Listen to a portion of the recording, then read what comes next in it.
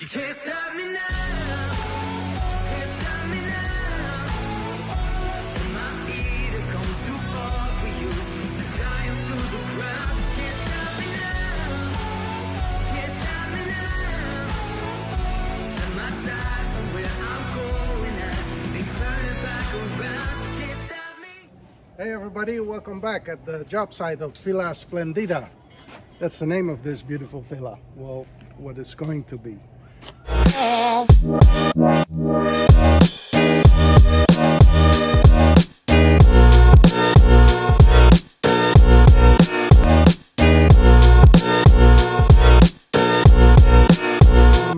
Yeah, so as you noticed probably, we have been pouring the formwork that we made by the use of a concrete pump truck.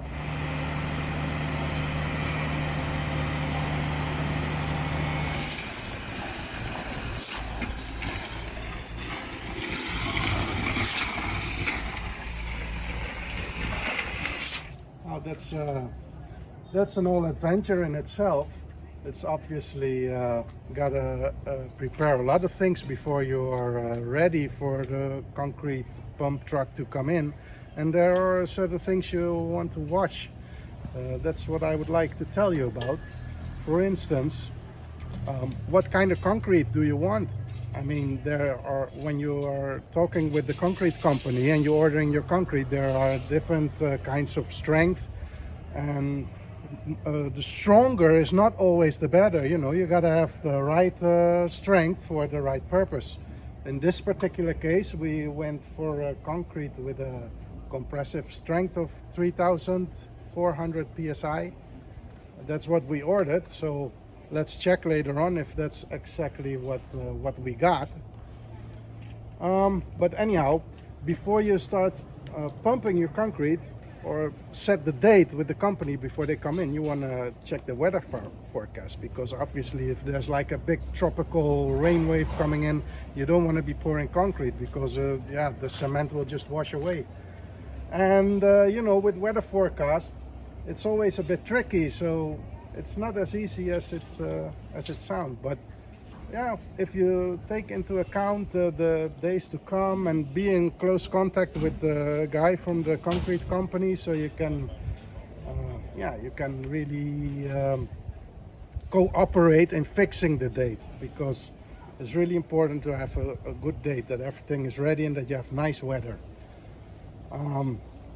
Well, another thing to look out for when you start pumping concrete is that usually before the good stuff comes out, there's first a little bit with high water content. It's just because how of the way the pump works.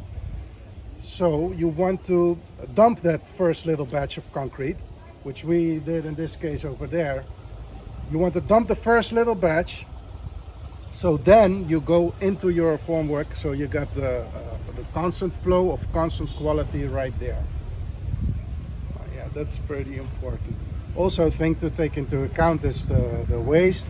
You'll always have almost like a cubic meter concrete of waste after you're done pumping. So if you have something prepared for that, you could still use that waste for a little side project. Or in this case, we didn't have the time for that because we really had to shift gears because the weather was changing every day. And then we say, okay, we do it tomorrow, and then we went. And it turned out beautifully.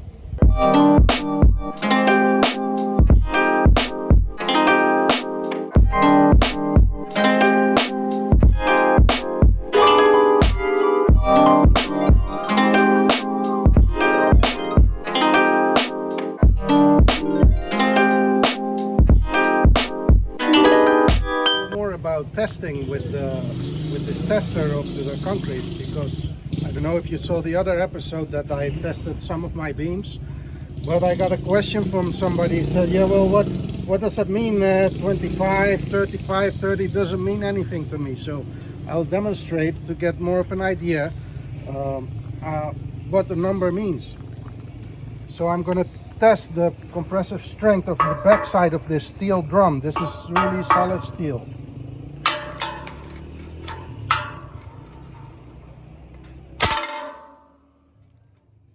Now this will give a rebound value of 55, and that is solid steel. This is about a half an inch thick, I think. Yeah, so, well, let's see about our concrete. So now, when pouring this concrete, I ordered a concrete with a compressive strength of about 3,300 psi. So now let's give it a test, because now it's been like 4 weeks ago. So it should reach its strength by now, because we cured it properly. I'll tell you a little something about that later. Let me just first do this test here.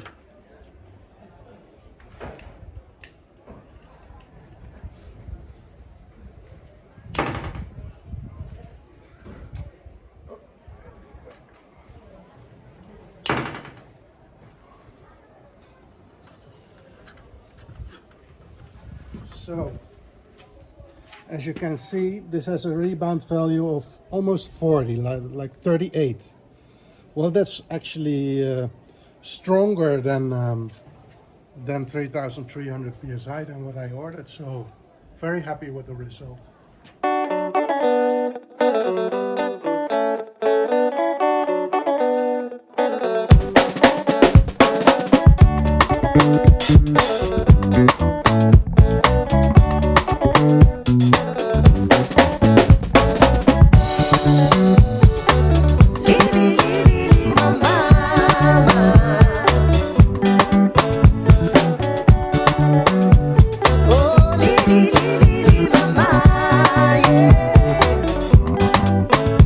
Yes, so what I was talking about just now, curing, is important.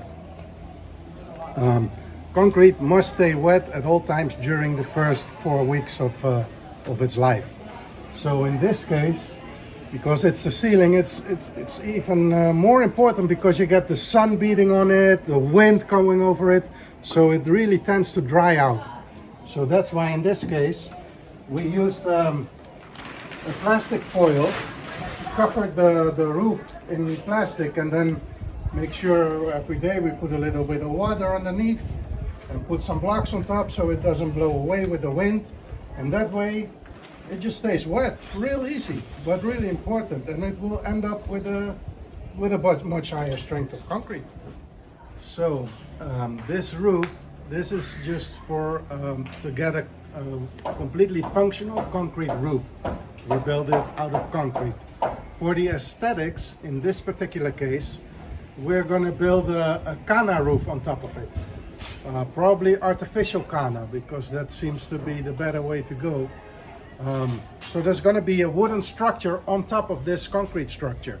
Now, in order to anchor that down good, even good enough to withstand hurricane forces, we poured into the concrete these anchors.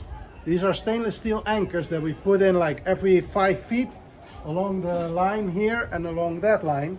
So this we can use later on. You see, I put a little tape on it, because then the concrete, the cement doesn't turn into the thread rod, so that when you want to put the nut on, you just remove the tape and then you got a clean piece of thread rod. But anyhow, so this is all embedded in the concrete, so you got the perfect joint between a steel clamp that attaches to your wooden structure and the concrete itself.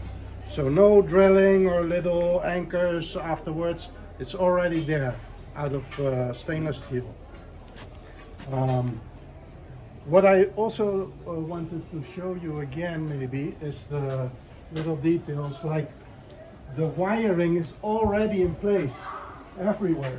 In this particular case, our client likes to have like a ring of light in the bedroom ceiling. So in order to accommodate that, we already poured a connection to be able to make that right in here. These are very small little details, but if you don't, you would have people coming in, drilling and hammering on your concrete. Is absolutely not necessary. Just make your connections where you want it, and then that's perfect.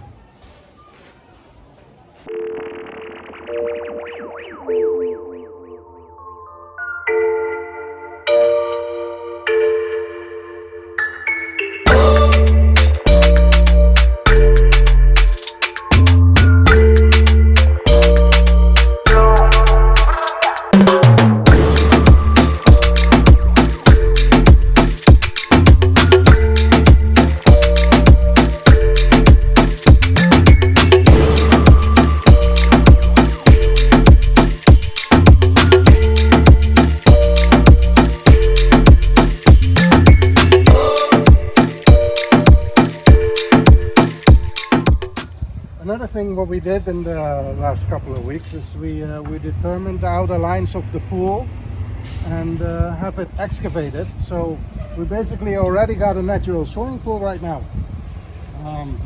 This footing here, I waited with it because we're going to integrate that with the ground structure of the pool, but you will see later on in the next episode. Another thing we did is starting on the patio area. We made this section here. So this is going to be elongated all the way to the other end, and then we're going to be building this structure right here. The formwork for the living room is going to be here. So when the pump truck comes in, we'll just have him pump this roof and this patio all at once. Because you know, you would like to, in general speaking, you would like to have as much cubic meters poured once you get a pump truck in. You want to have big pieces. That's more efficient and more economically.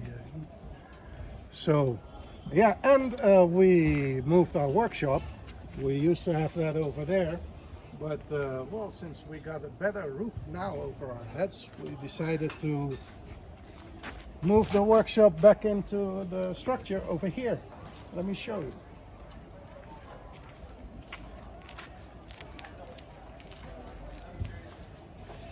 So this is now where we do the cutting of our formwork. We got ourselves a nice little tool for that, to be able to do precise formwork, precision formwork. You can just set it exactly where you want it, clamp it down, you attach your circular saw to this slat, and there you go. Yeah, then you get the nice cut. Let's see. Oh yeah, maybe a nice thing to show is I got a laser level here. Let me switch it on. There we go.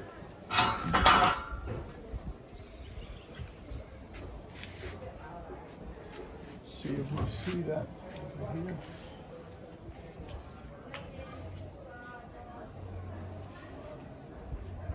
Yeah, so now I don't know if you can see it with this light, but here you can see the green line. That is well, that's 100% level, and as you can see, so is our column.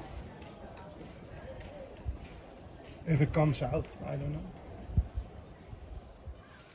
So what you can expect to see for the next episode is we'll be having all of this section here formed, ready to pour, or with a luck maybe even poured. We'll have to see how fast it goes. I mean, we're starting with the beams on this side. Then we're gonna form it up to there. More beams over here, a couple of beam sections in here, then the flooring on it. And then of course all our wiring goes inside, because there's going to be a lot more wiring over here obviously than over there, because we got a second level on top of this one. So yeah, it's going to be a nice month ahead. Yeah, very excited.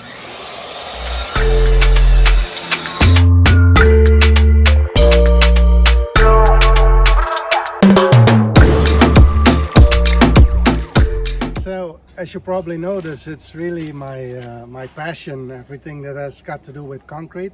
But if you got any particular concrete questions, don't hesitate to leave a question in the comment, and maybe I can look into it. You could also always check out my website, Dutchcraftbuilders.com. I got some footage of former projects besides this one on there, and for any information, yeah, go ahead and check it out. You can't stop me now.